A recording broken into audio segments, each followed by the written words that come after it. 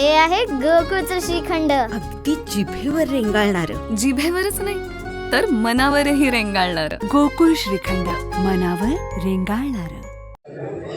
काल वनतराचं CEO कोल्हापूरमध्ये आले होते. दुर्दैवानं आम्हा सगळ्यांना त्याचा निरोप आला नाही.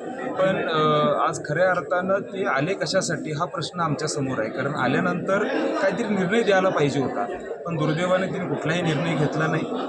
फक्त वेगळ्या पद्धतीची भावना कुठेतरी व्यक्त केली असावी अशी लोकांची एक मानसिकता झालेली आहे. आदरणीय स्वामीजी देखील काल त्या मीटिंगमधून लगेच उठून आले, कारण त्यांना देखील ते पटलं नाही अशी एक लोकांची भावना आहे. आणि मग आम्हाला निश्चितपणे खात्री आहे की हे लोक फक्त वेळ काढण्याचा प्रयत्न करायला लागले. त्यामुळं तीव्र भावना आणि लोकांची भावना ही आज राष्ट्रपतींच्याकडे पोचली पाहिजे हा प्रयत्न आज सगळ्या परिस्थितीमध्ये सुरू आहे. आणि मला विश्वास आहे की लवकरात लवकर ह्याच्यावर मार्ग आज लोकांच्या भावनेच्या माध्यमातून दिसेल.